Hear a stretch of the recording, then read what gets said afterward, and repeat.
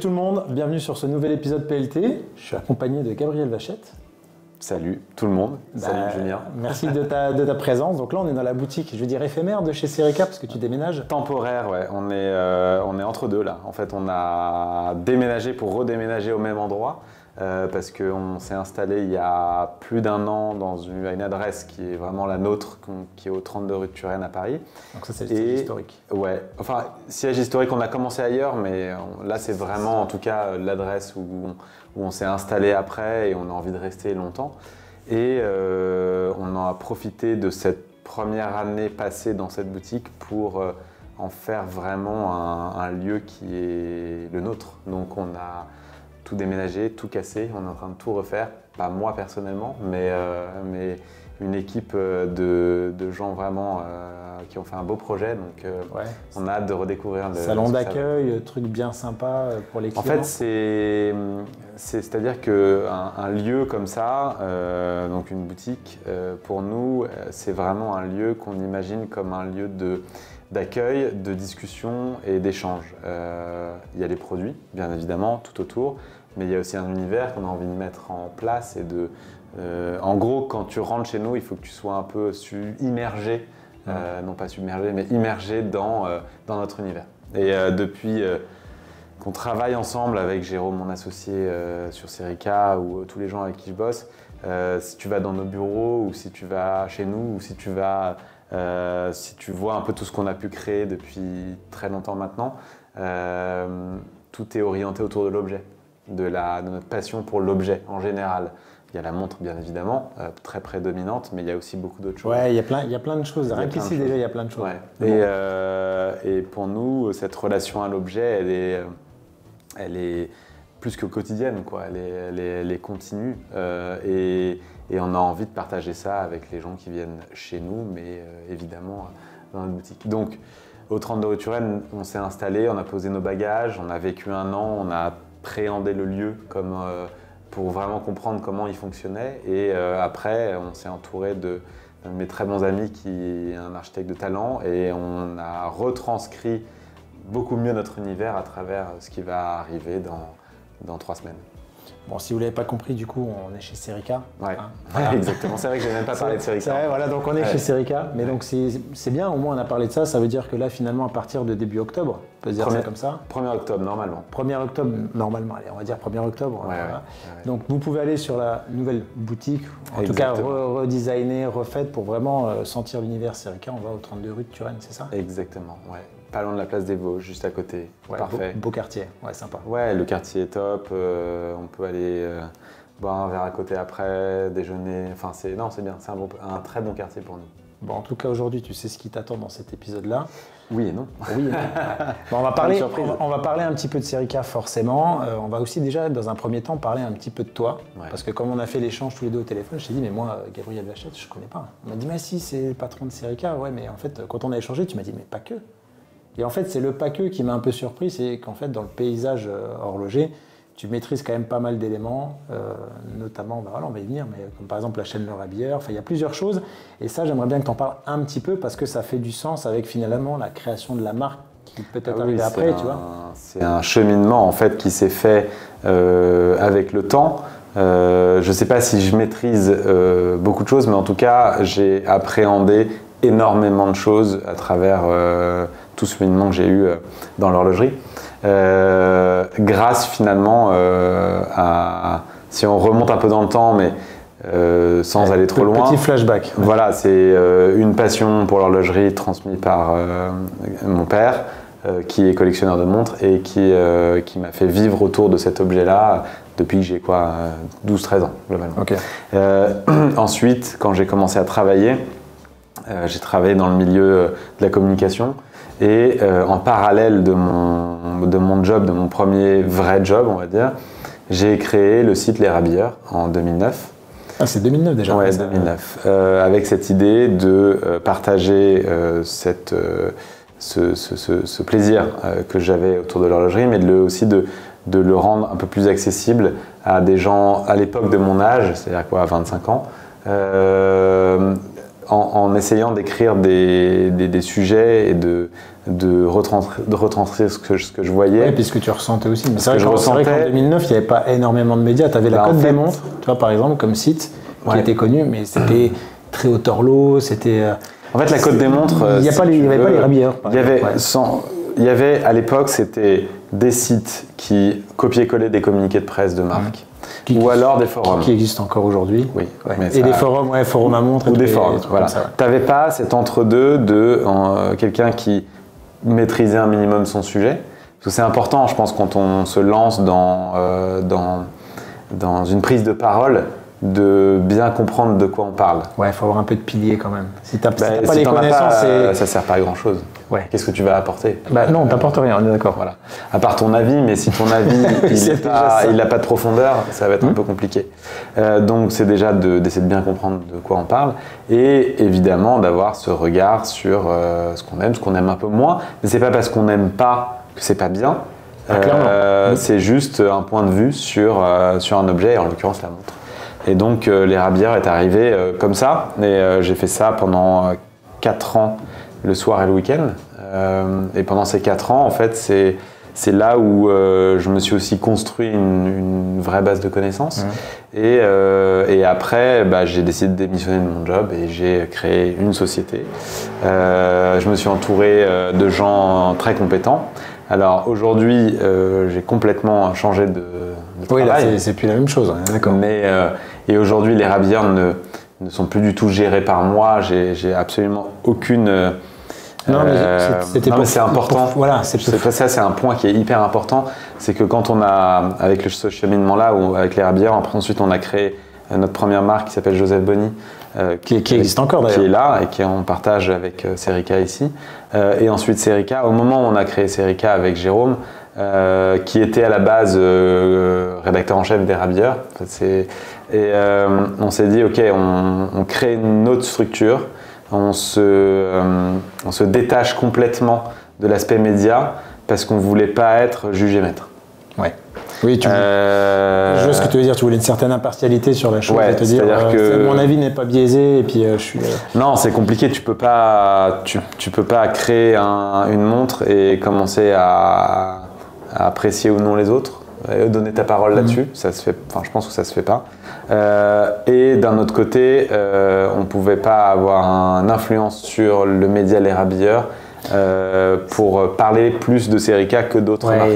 C'est très délicat. Un petit conflit d'intérêts qui peut être vu comme ça. Quoi. Et donc c'est Nicolas qui est aujourd'hui le maître incontesté de notre chaîne YouTube et du média. Nicolas qu'on connaît, qui doit venir, si tout va bien, à l'occasion où on se croise, on fera un petit épisode. J'aimerais bien justement faire un épisode avec lui parce qu'il a des goûts et des couleurs particulières. T'es pas prêt? Et puis apparemment, ça peut être très marrant, mais en tout cas, ça se fera. Non, mais donc les Érablières aujourd'hui, c'est vraiment Nicolas qui le gère et qui, avec d'autres gens autour de lui.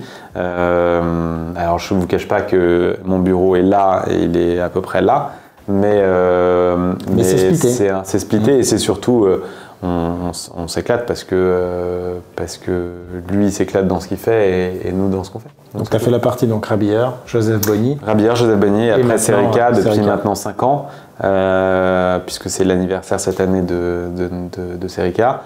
Et en fait avec Jérôme on a lancé le boulot autour de Serica il y a plus de 5 ans bien évidemment, mais on a vraiment présenté la première itération de notre première collection qui est autour de la Field Watch en 2016. 2010, pardon, je dis n'importe quoi, 2019. 2019. Ouais.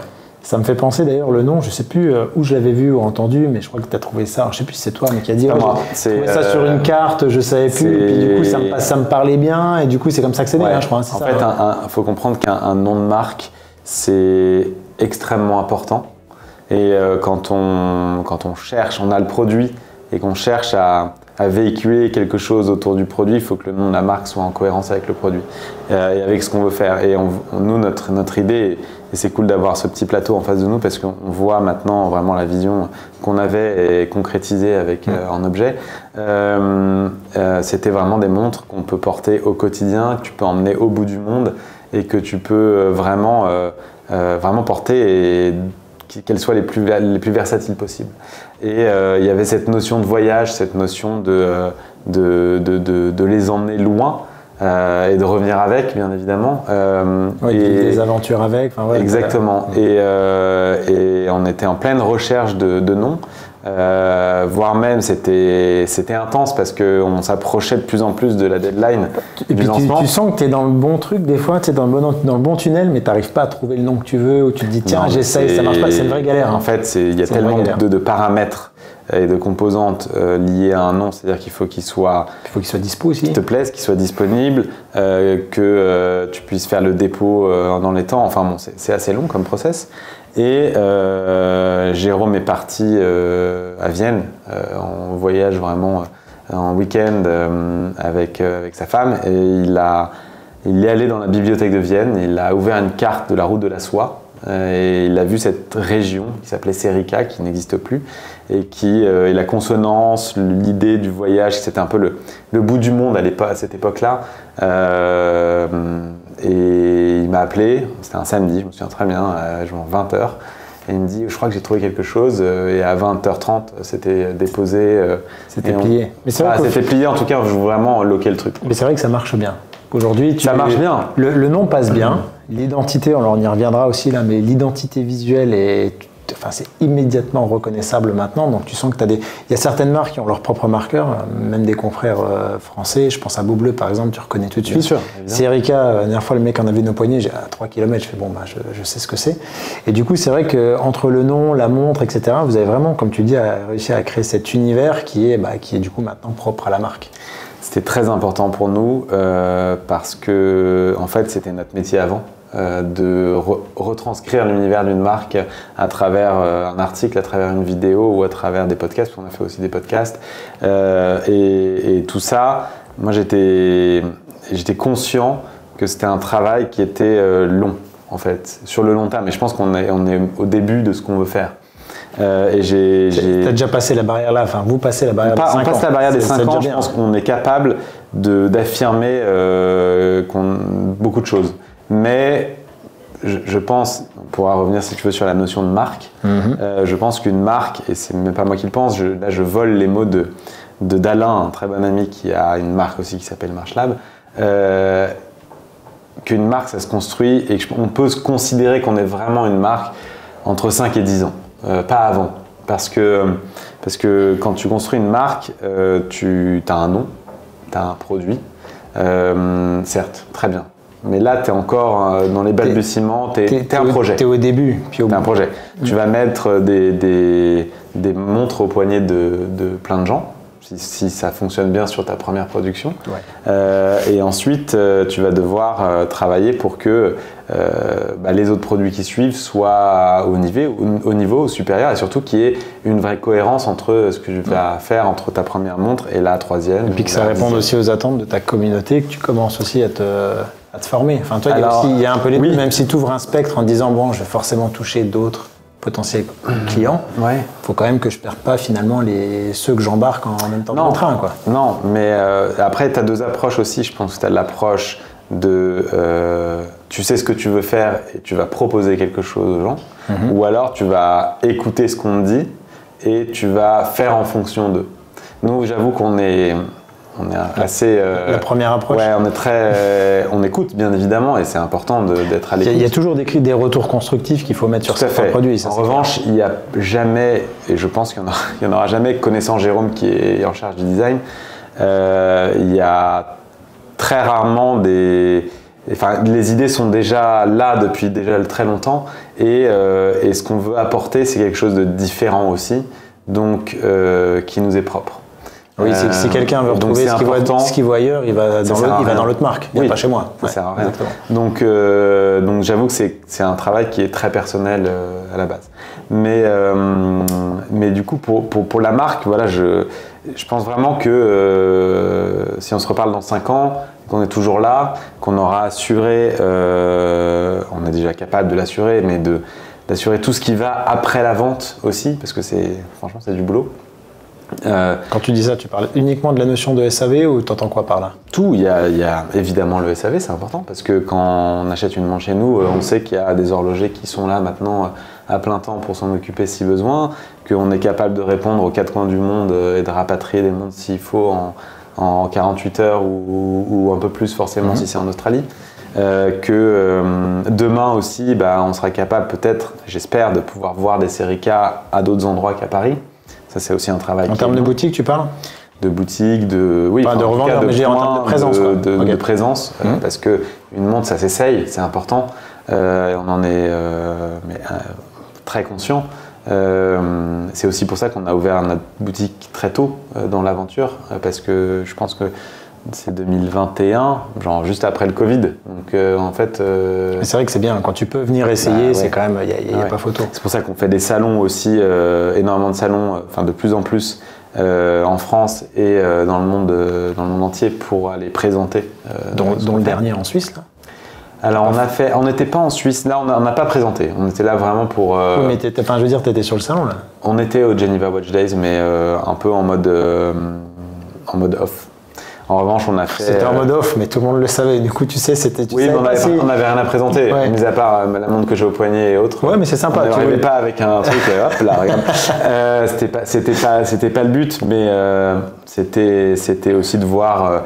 parce que nos fournisseurs sont là-bas, parce que beaucoup de gens avec qui on travaille sont en Suisse, donc c'était important de les voir sur place. Et il y avait aussi, en revanche, les salons commencent à reprendre de l'importance, ça c'est vraiment chouette. En France, on a eu à Bordeaux le Time Fest qui était très très bien organisé. Big up à l'équipe. Au Bordelais. Ils ont mais apparemment, les retours étaient top. Donc c'est vrai que moi, Edouard m'avait invité, m'a dit tu peux venir. J'écoute Metz-Bordeaux, la diagonale, un peu loin, et j'étais pas là. Mais c'est vrai que les retours étaient top et je trouve ça bien. Derrière, c'est comme tu dis, c'est que des fois, tu as envie de voir certains produits et même l'aspect salon, tu vois, pour les amateurs de montres, tu te dis tiens, un week-end, il y a un truc, quand il y a une brocante, tu prends toujours plaisir à chiner un peu, tu dis attends, je regarde. Mais quand tu as un salon que tu peux voir des marques que tu vois pas forcément, ou en plus tu rencontres les acteurs principaux, donc toi tu y étais, ça je trouve ça vraiment bien. Mais, en France, en fait, il n'y avait plus de salon depuis à l'époque, à Paris, il y avait Belle Montre et Les Montres. C'était deux salons qui avaient lieu. Moi, je me souviens quand je couvrais l'horlogerie avec les Rabilleurs, c'était deux rendez-vous importants tous les ans. Et à Paris en plus. À Paris en plus, mais bon, ça aurait été ailleurs, j'y serais allé. Mais c'était très centralisé, c'est vrai, à Paris, mais en tout cas, il y avait des événements. Pendant, je pense bien, 7-8 ans, il n'y a plus rien eu. Genre, zéro. Oui, il y avait ou alors, fallait aller en Suisse. Ce qui était Baselworld, à l'époque, les grandes messes, c'était Baselworld et à l'époque, SIHH qui s'est transformé en Watches and Wonders. Maintenant, il n'y a plus que Watches and Wonders et d'autres satellites à Genève. Et après, il y a un modèle qui vient plutôt de l'étranger, donc plutôt des États-Unis, où vraiment c'est ce qu'on appelle des salons B2C. Donc où tu vas avoir des marques plus ou moins jeunes, plus ou moins indépendantes, qui vont arriver et présenter leurs montres à des consommateurs finaux. Comme l'a fait, il y a à Paris le salon, je crois que c'est prochainement, là on a parlé de Time Fest, mais on va faire la pub pour Okara par exemple, qui fait son salon Wheel of Watches, c'est ça. Là on y est, d'ailleurs on y sera cette année. Je crois que c'est octobre ou novembre d'ailleurs, 12 octobre, il y a les places, enfin je sais pas si c'est encore dispo, mais le salon est là en tout cas. J'ai pas vu s'il restait des places, mais ouais. Là c'est un format assez court, donc c'est une journée. Mais aux États-Unis, tu as par exemple le Wind Up Watch Fair qui est organisé par un média qui s'appelle Worn & Wond et qui fait ça maintenant depuis bien au moins 7-8 ans, où c'est 3 réunions par an, en côte ouest jusqu'à côte est, où sur 3 jours, tu as plein de marques qui se réunissent et c'est tout le monde peut venir voir, public. Et tout le monde peut venir voir. Et voire même, tu peux acheter sur place si les marques ont c'est surtout ça. L'intérêt, c'est que tu viens, tu te dis si je peux repartir avec en plus. Pour certaines marques. Nous, par exemple, aux États-Unis, c'est trop compliqué aujourd'hui, mais clairement, c'est aussi le coup de cœur qui peut se faire comme ça. Et voilà. Bon, on verra si on voit Serica dans pas longtemps, États-Unis, Australie, où tu veux. On a déjà beaucoup de clients là-bas. Non, mais je parle en présence physique, tu vois. On verra. Il y a des choses qui vont. J'ai hâte de voir, mais pour finir sur le sujet, ce que tu as expliqué sur le sujet marque, je conçois aussi la notion de 10 ans, parce que derrière, tu peux légitimer une histoire. Te dire, voilà, mon premier modèle historique, quand ça fait 10 ans, tu peux un peu retravailler dessus, tu peux refaire des choses, et c'est vrai que quand tu as 2 ans, c'est pas la même chose que quand tu en as 10. C'est jeune, et encore une fois, il y a le produit qui est essentiel, évidemment, qui est un peu le pilier autour duquel on va construire le reste, mais il n'y a pas que le produit. Et une marque, c'est beaucoup d'autres choses. Bah aujourd'hui, ouais. L'avantage là, c'est de venir, c'est de discuter avec Gabriel, ça permet de comprendre aussi le produit. Moi, j'ai toujours eu des réticences sur certains modèles Serica. Je sais. Mais j'ai pas de honte à le dire. Ça. Ouais, bah je te le dis. Mais au moins, je suis transparent avec ce que je dis. Je change pas parce que je suis en face de la personne. Et à l'inverse, les modèles que j'aimais bien, au final, quand je les porte, on va y venir de toute façon. Eh ben, je les aime bien. Donc je me dis déjà, je suis honnête avec moi-même. Et à l'inverse, je sais ce qui me dérange sur l'autre ou pas. Et puis il y a des choses finalement je trouve assez incroyables. On va parler un petit peu des produits. Vas-y. Mais non, vas-y toi. Ah, vas-y, pose-moi des questions si tu veux. On peut poser des questions. Alors déjà, la première qui est sortie. Ouais. On va dire dans l'ordre chronologique, c'est laquelle? Là, sur toute ta gamme. Ou sur celle qu'on a là. On va dire que pour bien comprendre la chronologie, on a commencé par ce type de montre, donc ce qu'on appelle Field Watch, que tu connais très probablement, et j'en suis certain. Donc la montre type militaire, vraiment 3 aiguilles hyper lisibles, et qu'on a réinterprété à notre manière. Ça a été notre premier exercice de style avec Serica, donc en 2019. Elle a évolué. Et c'est celle qui a plu tout de suite. Ce qui a plu, c'est déjà, c'était un modèle que nous, une typologie de montre que nous on portait à la base et qu'on aimait énormément, mais sur laquelle on avait une approche différente qu'on avait envie d'aborder. C'est ce côté certes sportif, donc elle conserve sa robustesse, son étanchéité, parce qu'on a commencé à 100 mètres, maintenant on est à 200 mètres sur ces modèles. Déjà une Field Watch à 100 mètres, sur le principe, tu es déjà content, parce que de base... de base, il n'y en a pas beaucoup qui sont étanches. Déjà, ouais, c'est que tu te dis c'est pour les trancher. Ce qui est assez étrange, parce que quand on connaît l'histoire de la Field Watch... Exactement, voilà. Voilà. C'est pour ça que toi, des fois, je me dis, je ne comprends pas l'aspect Field Watch. Il y a un petit décalage, ouais. Donc non, là, on est vraiment couronne vissée, un système de joints qui vraiment protège le mouvement et tout l'habillage de tout ce qui va être mauvais pour côté étanchéité. Et là, on a poussé à 200 mètres depuis la 2e génération, et voire même en affinant avec cette génération-là, où du coup, on va encore pousser le curseur un peu plus loin de ce compromis entre sportivité et élégance. C'est-à-dire que c'est certes une Field Watch, mais vraiment, tu peux la porter en qu'elle soit versatile. En toutes conditions. Exactement. Un peu versatile. Ça, c'est un mot-clé hyper important chez nous, c'est l'aspect versatile de nos pièces. Et après, si on continue, on va avoir la... Tu veux qu'on... je veux juste revenir sur un point. Je veux juste revenir sur un point que...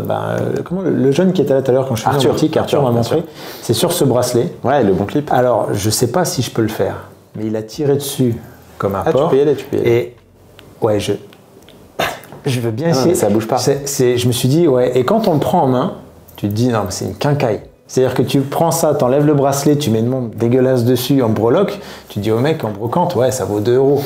Et tu te dis, mais en fait, vous avez fait, franchement, je suis assez surpris. En plus, la manière dont ça se met, etc., je trouve ça vraiment très cool.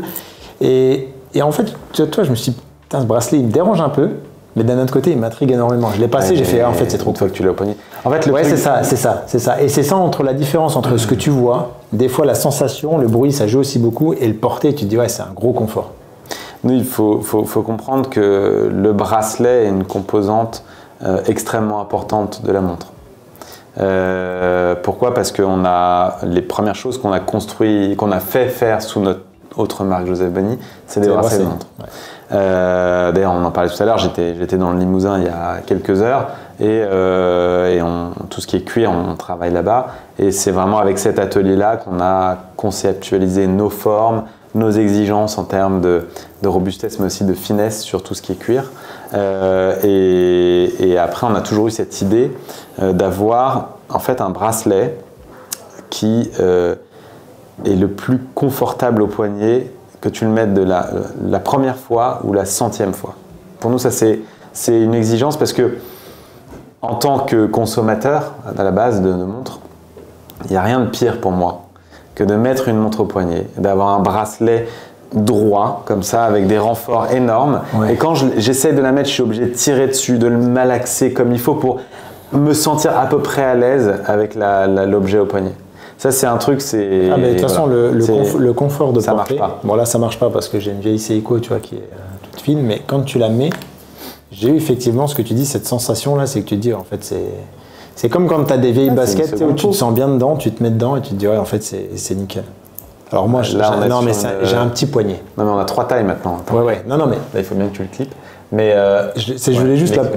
Mais c'est vrai que c'est cool. Mais voilà, en fait, tu le sens pas. Non. Tu le sens pas.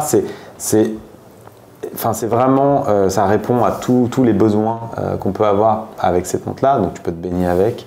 Tu peux l'ajuster à volonté parce qu'il y a ce système de micro-ajustement avec les maillons. Ça se met en 2 secondes en plus. Exactement. Et tu as cette finesse aussi qui va bien avec l'idée d'une montre, encore une fois, robuste mais élégante. Bon, en tout cas, pour moi, c'était une vraie belle surprise ce bracelet. Donc si vous passez à Paris, rue de Turenne, il faut l'essayer. Bon, tirez pas trop dessus quand même, tous, non, parce mais que sinon il y a un moment où on va... Il va lâcher, non mais là, non, il va jamais lâcher. J'ai bien tiré. Mais, et tu sais que... bon alors, franchement, je suis assez choqué. Et la petite histoire sur la conception de ce bracelet-là, et beaucoup de nos bracelets, c'est qu'on ne se rend peut-être pas compte parce que ça paraît simple, peut-être, quand c'est fini. Mais ça, à chaque fois, c'est entre le dessin et on va dire la production qui commence, tu es entre 1 an et 1 an et demi de développement. Juste pour un bracelet. Mais en fait, un bracelet, c'est pas juste un bracelet. Non, mais quand je dis juste un bracelet, c'est pour dire c'est la composante de la montre, mais parce que tu peux pas dire pendant 1 an et demi, je fais rien, je travaille que sur le bracelet. Tu as aussi tout le reste, donc tu dis... Non, mais là, je te parle vraiment du process sur le bracelet. Si tu prends ce bracelet, celui-ci ou celui-ci, c'est beaucoup de temps et beaucoup d'investissement parce que si tu veux sortir des sentiers un peu vraiment là-dessus qu'on a vu, qu'on voit et qu'on revoit, c'est-à-dire le oyster, type oyster ou le grain de riz ou tout ça, on voit beaucoup. Et qu'on va pouvoir peut-être acheter, on va dire, chez des fabricants qui le font déjà. Après, tu peux le pimper de certaines manières. Là, les bracelets qu'on a, en fait, on les développe de A à Z. C'est-à-dire qu'à la base, il n'y a pas de moule pour faire les maillons. T'es parti feuille blanche, quoi. Ah bah, complètement feuille blanche. Donc, c'est beaucoup de temps, c'est beaucoup de tests. Et aussi, il faut retrouver des personnes qui sont capables de fabriquer, par exemple, les maillons pliés que tu as sur le bon clip. Parce que tous les maillons sont pliés autour d'un maillon central. Crois-moi, c'est pas simple de trouver des gens qui ont le savoir-faire en fait pour faire ça. Et ça, vous l'avez trouvé où le savoir-faire ? En fait, tu vas poser des questions à ton entourage de fabricants et par des biais, ils vont te trouver la personne qui est capable de faire ça. En tout cas, il fait même très 70s en plus, c'est ça qui est cool. Tu vois. Ben, le bon clip, en fait, c'est même beaucoup plus ancien, c'est années 20 à la base.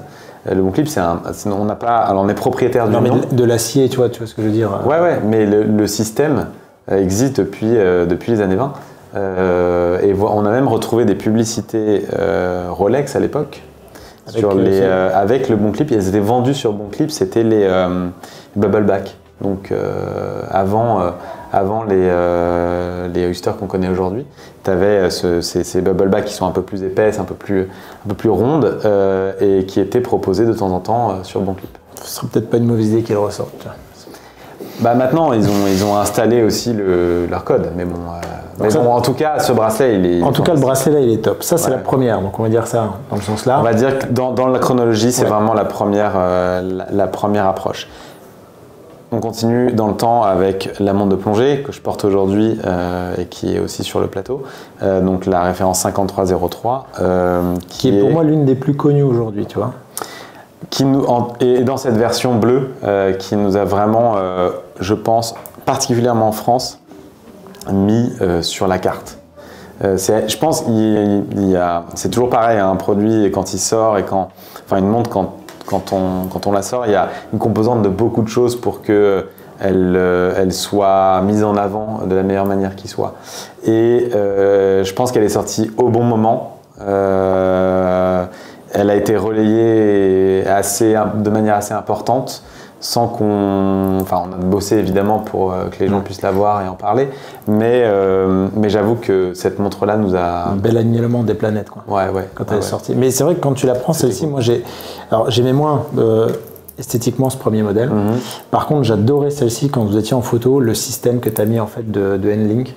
Et et je le trouve vraiment canon. Et au porté, en fait, mon avis, tu vois, pour le coup, change pas. Celle-ci, c'est... alors, c'est pas ma préférée, je préfère la dernière, mais esthétiquement, je me suis dit, ouais, là, ok, ça match. Et puis, j'aimais bien aussi, mine de rien, tu vois, j'avais pas pu la tester, mais le ressenti que tu as sur la couronne, il y a un petit clip très sympa, tu as un petit côté un peu chirurgical, tu sais, c'est vraiment doux, franchement, j'adore. Ce qu'on dit toujours, et les gens qui sont peut-être déjà venus ici, l'action de la lunette, c'est encore bien une année de développement. Parce qu'on a développé notre propre système pour avoir ce clic spécifique.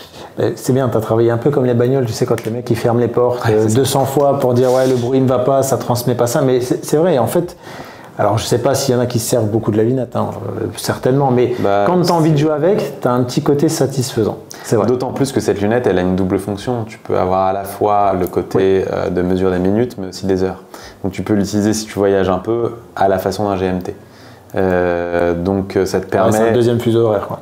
Tu peux tu peux vraiment l'utiliser comme un deuxième fuseau horaire. C'est pas un GMT, mais elle a été pensée comme telle.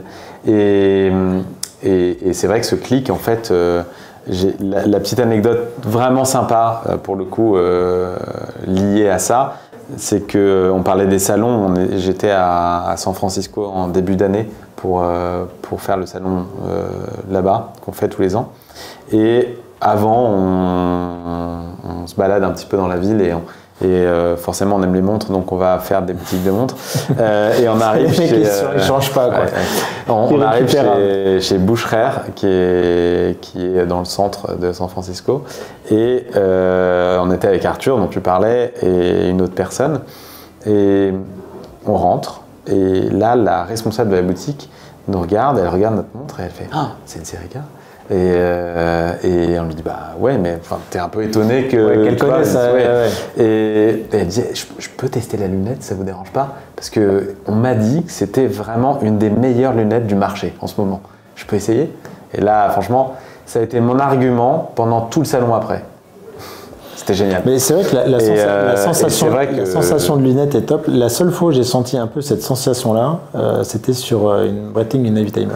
Ok. Où j'ai eu la comparaison est belle, je trouve. Tu vois. Mais je trouve que elle est vraiment satisfaisante, la lunette.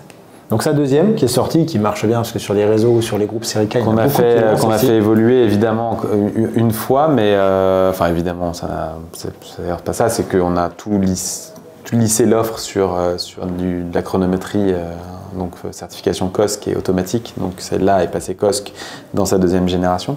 Okay. Alors justement sur ça, alors je vais te poser deux questions. La première, avant qu'on y vienne sur la partie COSC, en termes de pièces vendues, la première, vous avez écoulé combien de pièces sur ce modèle-là? Tu sais à peu près ou pas?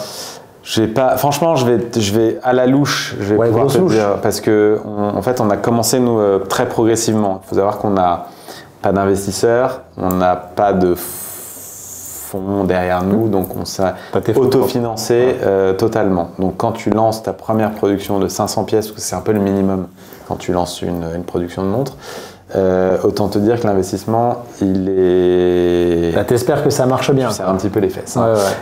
Donc on a joué la précommande, certes, mais une précommande courte, puisqu'on était à 3 ou 4 mois maximum entre la commande et la livraison. Donc ça veut dire que comme tu as à peu près aujourd'hui entre 6 et 8 mois de production, c'est-à-dire que nous on avance quasiment tous les frais. On ne fait pas une précommande pour payer le prod. Ouais, c'est ça. C'est juste pour s'assurer que... Tu as avancé les frais, mais tu as une précommande sur une durée de 4 mois qui est entendable, où le mec des fois il attend un an pour avoir sa montre, là 4 mois, si tu te dis, ça vient vite. Mais c'est pas pour financer la production. Donc on avait déjà bien démarré, donc on a fait 500 pièces la première année. 2019.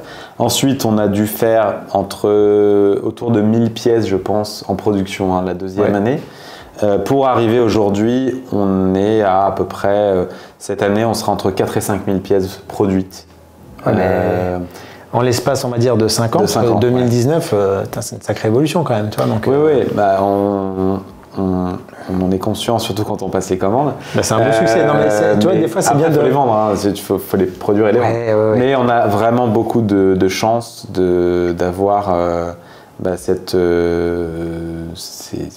des clients qui nous suivent dans l'aventure depuis peu ou depuis longtemps. Et globalement, on vend quasiment 80% de notre production sur l'année. Ouais. Donc c'est cool. C'est ça que je voulais mettre en avant, c'est que des fois, bon, voilà, on peut avoir une marque qui a 15 ans de vie, on peut avoir une grande maison horlogère et le mec, bon, ils ont beau produire, quand des fois ils en vendent 2 dans l'année, tu te dis, bon, c'est pas possible, quoi. Toi, c'est juste pour mettre en relation. Économiquement, ça marche pas surtout. Ouais, voilà, mais tu vois, mais je veux dire, sans faire de comparaison, mais du coup, j'aime bien des fois mettre en avant aussi, et puis c'est intéressant ce que tu dis, c'est de dire, bah, même si on produit 5000 dans l'année, grosso merdo, 80% des 5000 sont vendus dans l'année, et ça montre un peu l'engouement qui est autour de la marque. On va dire glissante, attention, parce que parfois tu lances une prod aussi en juin. Je te dis pas 31-12, mais tu vois, quand tu lis, et je trouve que c'est vachement important de mettre ça et de le comprendre. Sur la partie COSC, où tu venais, je veux juste comprendre quelle a été la volonté pour toi de dire je veux certifier COSC mes mouvements. Pourquoi l'avoir fait si au final, parce qu'un mouvement bien réglé peut être bien réglé. Ouais, mais c'était vraiment une envie depuis tout le départ de la création de Serica. C'était vraiment dans le cahier des charges qu'on s'était fixé, mais on savait que ça allait prendre du temps parce que tu peux pas débarquer comme ça et te dire toc toc toc, bonjour, on est Serica, on va créer une marque et on veut cosquer nos mouvements. Ça marche pas comme ça.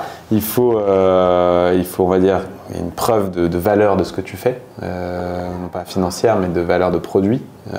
Et aussi, c'est beaucoup nos partenaires et fabricants de mouvements Soprod qui nous ont poussés et amenés vers cette certification-là. Parce que déjà, dans tous les mouvements ne peuvent pas être certifiés COSC. Non. Oui, tu as des contraintes techniques qui t'empêchent de certifier certains. Clairement, il y a un cahier des charges. C'est lequel dedans, celui-ci? On est sur le M100 et le M100 chez eux peut être certifié. Ouais, c'est une valeur sûre. En plus, il marche. Exactement. Il y a ce premier postulat. Deuxièmement, il faut prendre le temps et qu'on ait cette relation privilégiée avec Soprod, notre fabricant, pour qu'on puisse le faire. Donc ça a pris du temps, c'est normal. Mais on voulait le faire depuis le début et on s'est dit en fait à un moment que c'était encore une fois l'alignement des planètes et surtout on avait 1 an pour tout transformer nos collections en automatique et COSC. Là sur cette partie-là, tu amènes Soprod dedans. Sur le premier, je t'ai pas demandé ce que vous aviez mis.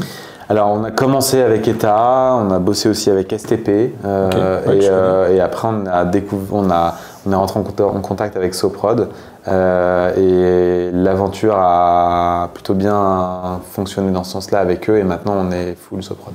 Et si je te pose une question, alors pourquoi par exemple ne pas être parti vers Sellita avec qui beaucoup travaillent ou Miyota? Alors Miyota, c'est très simple parce que quand tu veux faire du Swiss Made, tu peux pas. Ah oui, toi t'as voulu la vente. Ouais. J'entends pour la partie COSC, etc., il n'y a pas de souci, si tu veux faire du Swiss Made, effectivement, c'est mort. Ou la joue Perret, alors toi je t'en sors un autre par exemple. Parce que en fait, Sellita, en fait nous, il y a 2 aspects et je pense que dans ton métier, tu dois rencontrer des entrepreneurs. Il y a une relation humaine. Et l'humain, en fait, ça fait beaucoup de choses. L'humain, ça crée un produit. Un produit, il est à notre image. Et comment dire, la relation humaine qu'on a avec Soprod, elle a joué énormément. Parce que c'est une équipe à taille humaine, c'est des gens avec qui on peut discuter, avec qui on peut échanger, avec qui on peut travailler réellement. Sellita, c'est une grosse machine. Aujourd'hui, ils font des très bons mouvements, mais ils ne sont pas meilleurs ou moins bien que Soprod. Voire même, certains mouvements chez Soprod sont vraiment bien. Soprod, on en a déjà parlé avec Olivier, mais Soprod sont aujourd'hui un des rares à pouvoir fabriquer jusqu'à leur propre Spiro. Bah ouais. Donc ils font tout, et on s'en rend pas compte, mais ils appartiennent aussi au groupe Festina. Heureusement, parce qu'en fait, c'est Festina qui finance le truc. Il y a de la puissance derrière. Donc, mais c'est là où on se rend pas compte des fois pourquoi Soprod, etc. Et souvent, Soprod est peut-être mal, entre guillemets, classé dans l'esprit des gens. Alors qu'en fait, quand tu vois je parle du côté, tu sais, juste consommateur, alors que quand tu discutes un peu, alors qu'en fait, ils ont vraiment des super produits. Et donc, je comprends mieux ta volonté. Et puis, il y a aussi le fait que quand on a commencé à travailler avec eux, on est allé chez eux, on a visité leurs infrastructures. On a même fait un film d'ailleurs qui est sur notre site. C'est impressionnant. Il y a ce très bon équilibre entre des choses qui sont vraiment faites à la main par des horlogers et des outils technologiques très évolués qu'on peut aller retrouver chez d'autres gros fabricants. Et en fait, on aime cet équilibre entre les deux. Et le meilleur des deux mondes. Quoi, et la certification COSC, alors ça m'amène juste une question, je vous avoue que ça, je ne sais pas, donc je vais voir si tu peux me répondre, mais chez certains fabricants, tu leur dis voilà, j'ai un SW200 que je veux COSCer, le mec il va dire ok, pas de problème, on sait le faire, nos mouvements ont déjà été certifiés COSC, donc ils te le livrent finalement déjà COSC, pour certains. Pour certains, s'ils ont fait le job, ouais. Est-ce que toi, quand du coup tu as fait la certification COSC de ce moment-là, c'était la même chose? Le mouvement n'était jamais passé au COSC? En fait, non. Nous, on savait que alors à la base, la première certification, c'était sur la GMT, qui est en fait le C125, mais il y a une base M100. Ok, oui, ils ont juste rajouté un module par rapport à... Il y a exactement un module intégré GMT. On avait envie d'introduire la certification chronomètre avec notre modèle GMT.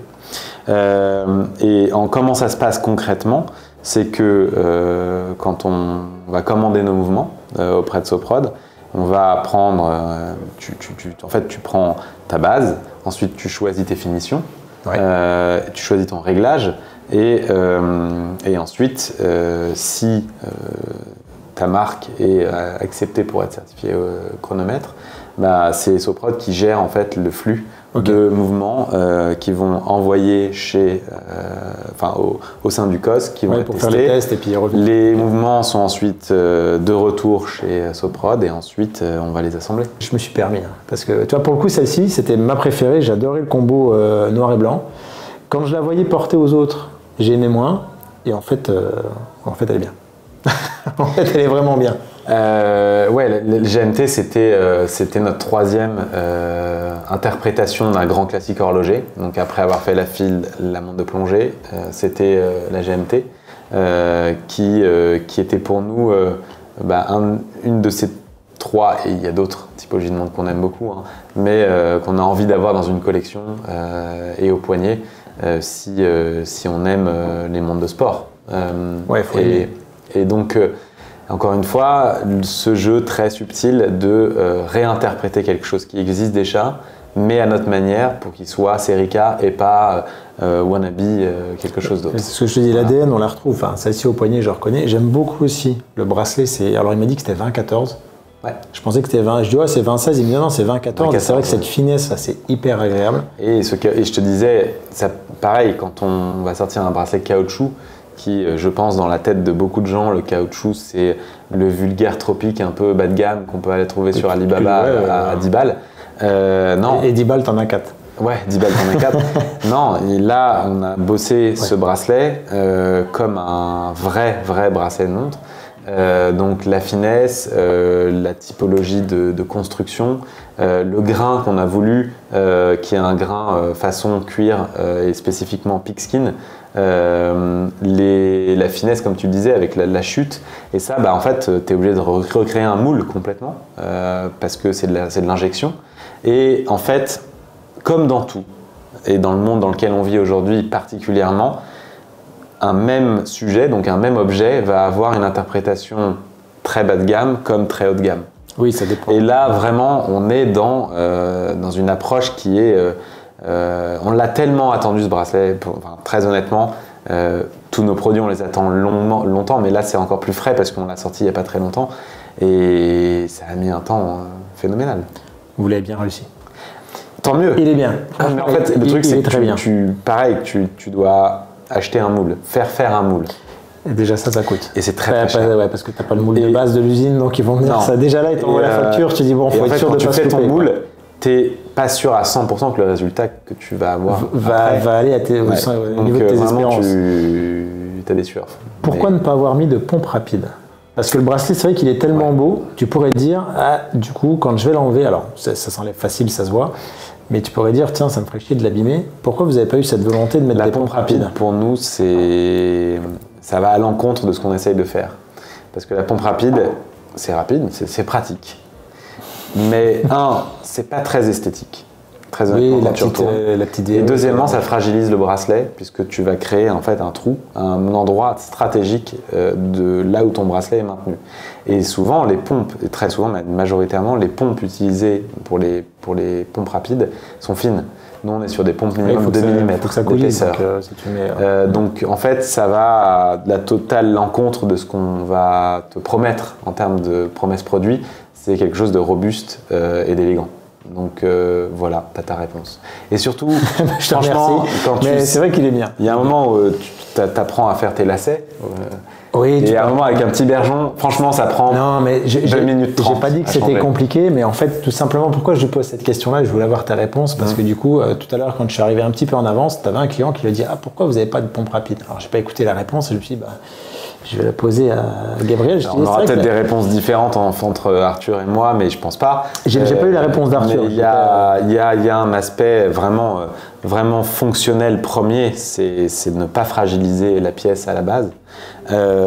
Esthétique évident et de robustesse quoi. Voilà. Alors il y a une chose qui a frappé aussi quand la marque est sortie, c'était la volonté de ne pas mettre de logo sur le cadran, ce qui est pour moi je trouve une bonne chose parce que des fois dans certains cas tu as trop de lecture, alors des fois c'est bien de le mettre, ça peut avoir un côté je vais pas dire plus classe, mais ça peut donner un peu de noblesse des fois à la montre, etc.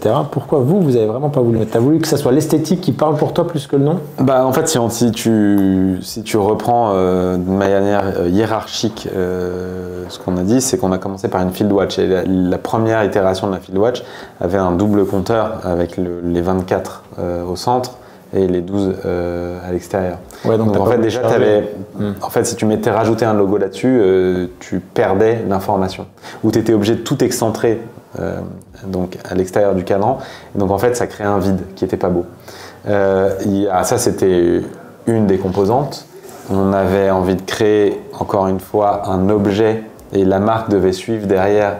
Donc ça avait aussi du sens de ne pas forcément placarder Serica partout. Le logo partout, il a toujours été, mais très, très discret à 6 heures, avec le petit Serica suisse qui est ici et sur tous les modèles. Et il y avait vraiment cette volonté de revenir, en termes de philosophie de marque, de revenir avant tout d'abord sur le produit et après la marque. Bon. Parce qu'on voulait créer un produit. Produit d'abord. Ouais. Voilà. Et en fait, aujourd'hui, c'est devenu une image. C'est marrant parce que on a continué, évidemment, entre le Diver et la GMT, à ne pas mettre de logo. Et je pense que ça fait partie aujourd'hui d'un trait commun à une montre. C'est un lien avec la marque et puis encore une fois l'esthétique, comme tu remarques, tu sais ce que c'est, donc du coup je trouve que vous avez, moi perso je sais pas si c'était un coup marketing ou pas, je savais pas l'idée, la volonté, non mais du coup je trouve que ça marche bien parce que tu reconnais le produit, donc pour moi ça... C'était pas un coup et puis surtout en termes de design, là moi qui est le porte-parole, mais on comprend que moins t'en mets sur le cadran d'information, plus tu peux recentrer les informations essentielles qui sont la lecture de l'heure, des minutes, des secondes sur un cadran. Et un cadran, c'est un terrain de jeu qui est quand même très petit. Donc, tu peux faire plein de choses et c'est petit à la fois. Quoi. Et en fait, tu vois, on arrive à recentrer vachement les index, par exemple, des heures, et qui viennent bien coller à l'aiguille des heures qui est assez courte. Et ça, on ne pourrait pas le faire s'il y avait un logo qui venait un peu prendre de l'espace. Bon, on a déjà fait 3 montres. Ouais. Ce qui est déjà pas mal. Je sens la question qui arrive. Non, c'est pas une question piège. Non, mais après, j'ai envie de finir un petit peu, en fait, si tu veux. J'ai pas envie qu'on reparle de plein d'éléments que tu as peut-être déjà dit dans d'autres émissions ou sur certains podcasts. La vraie question aujourd'hui, c'est tu me dis, bon, on a 5 ans.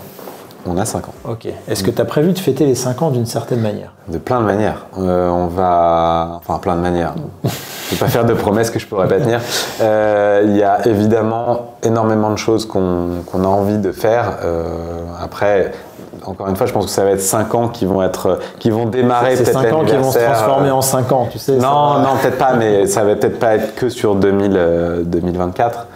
En tout cas, en 2024, oui. Et là, on est sur les starting blocks pour la suite. Je te parle des 5 ans, mais est-ce que tu peux nous donner finalement, j'aimerais qu'on qu'on finisse l'épisode, mais qu'on aille sur cette dernière partie-là. Je vais pas tout te dire, mais te dire des choses. La volonté où tu vas amener la marque et finalement, ceux qui aiment la marque ou qui viendraient là la découvrir, se dire, tiens, si je regarde la vidéo 6 mois, 1 an après, je sais un petit peu la direction que va prendre la gamme ou ce que Gabriel et ses associés ont envie de faire. Je pense que c'est pas anodin si par exemple on refait notre boutique maintenant tout de suite, c'est parce qu'on voulait que quand on allait annoncer que ça faisait 5 ans, qu'on ait cet espace-là tout bien refait. Il y a une crémaillère qui va arriver. Ouais, crémaillère ou plusieurs petits événements, je pense, parce que en fait, le lieu se prépare. Enfin, je pense que ça va être un peu compliqué pour inviter beaucoup de gens à l'intérieur. Il y aura très probablement 1 ou 2 événements un peu sympas et festifs pour célébrer tout ça, évidemment.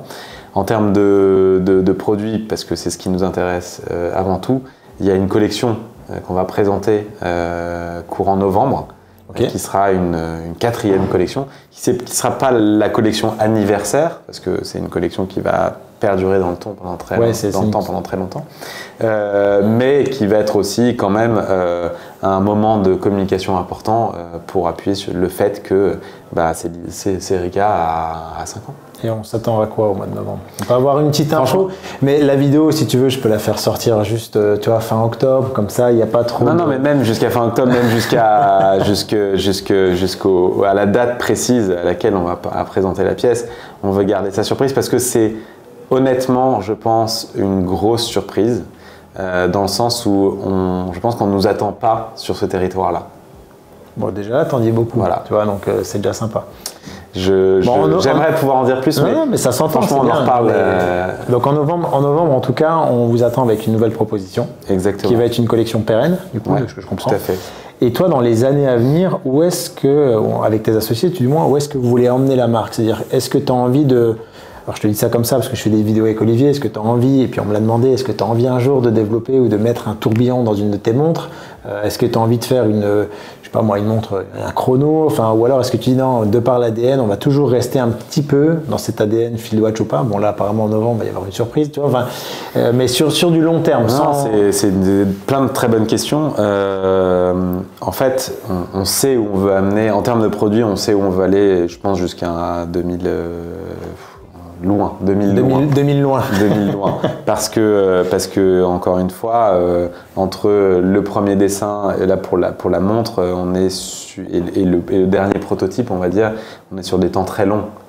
Pour nous, c'est entre 2 et 3 ans. Donc forcément, ce que tu as dessiné, alors ça évolue dans le temps, mais globalement, entre l'idée de départ et le produit fini, ça met du temps. Donc on a déjà notre vision sur le long terme.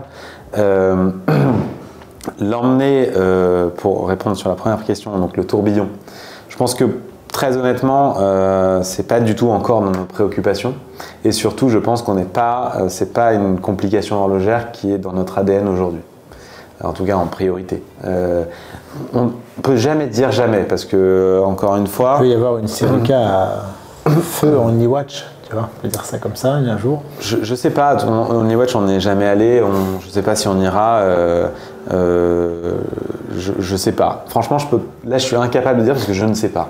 Mais c'est aussi on a une idée très précise de ce qu'on veut faire et vient se greffer à cette idée très précise des rencontres et des discussions, des choses qui vont nous faire, qui nous amener d'un point A à un point B.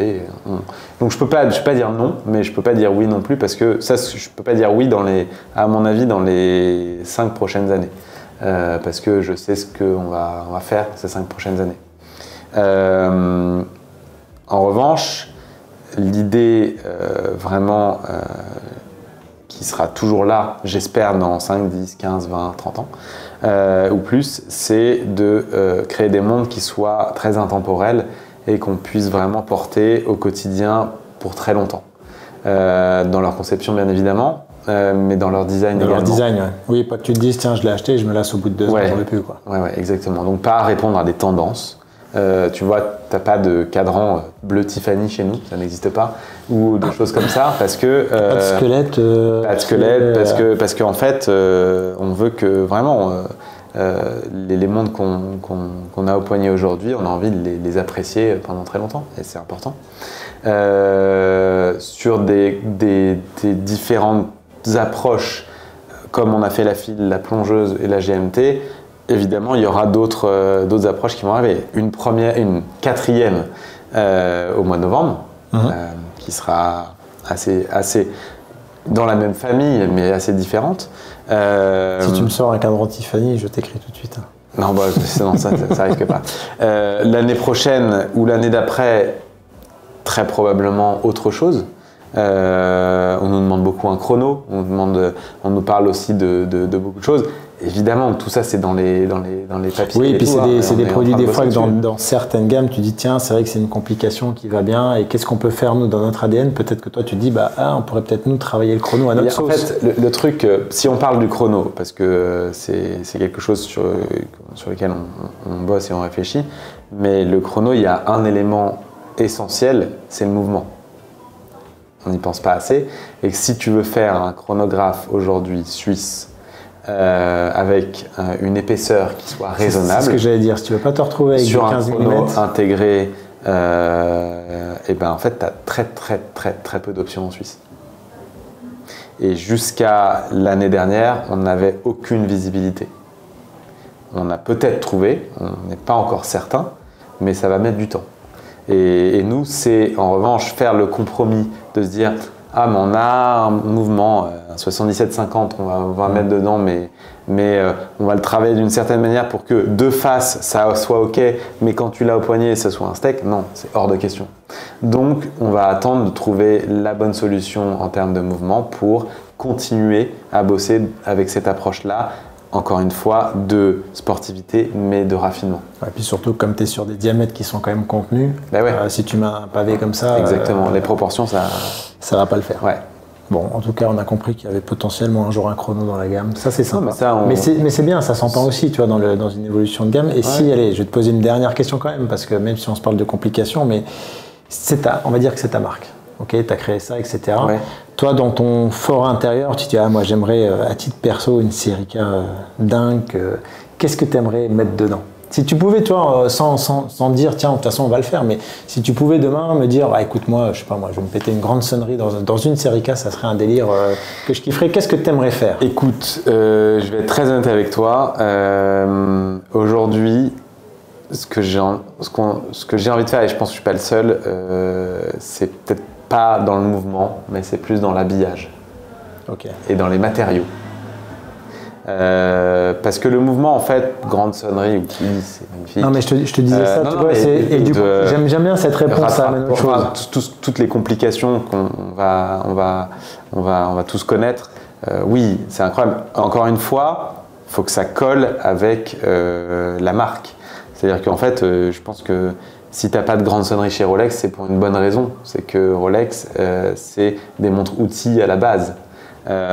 Et ça ne collerait pas en fait avec Rolex. Je ne veux pas nous comparer à Rolex, mais je pense que chaque marque aussi a son ADN. Et si tu pars dans tous les sens, on ne comprend plus. On n'a pas compris, on va avoir un capteur de couple. En revanche,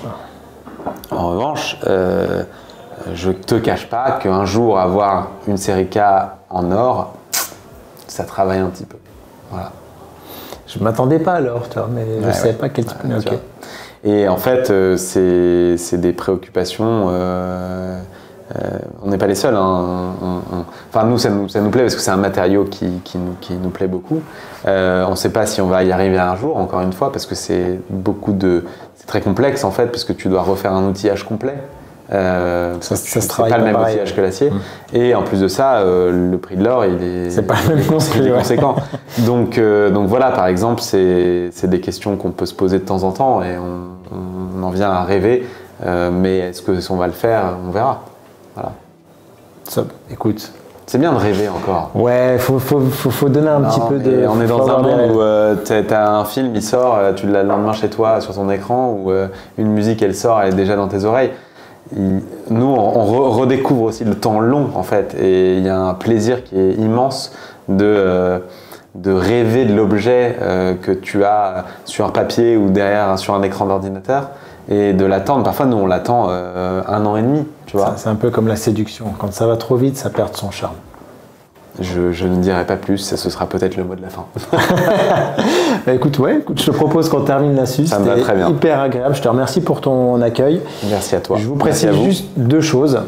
Premièrement, c'est qu'il y a des rencontres Serica qui existent. Donc ça, c'est très intéressant que font les abonnés. Donc le deuxième point, c'est d'aller dans la description. Vous avez un groupe Facebook Serica. Je mets le lien. C'est pas géré, je crois. Qui n'est pas géré par nous, mais c'est vraiment un groupe de passionnés. Des très je les remercie du fond du cœur de s'en occuper pour nous, parce que c'est vrai que ça prend énormément de temps et il faut le gérer. C'est un groupe, il faut le gérer.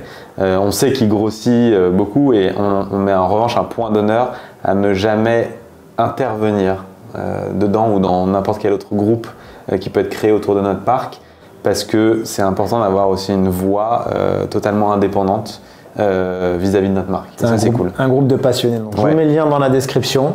Ils font des événements, allez voir. Perso, je ne suis pas client de la marque, mais pourtant je vais aller à 2 événements parce que ça me fait plaisir de rencontrer les gens et on va se revoir. Donc écoute, de toute façon on se dit pas très longtemps. Nous on se dit à la semaine prochaine. Et puis pour vous, écoutez, n'hésitez pas à vous abonner, commenter. Puis s'il y a des questions sur Serica, je me ferai le plaisir de les transmettre à Gabriel.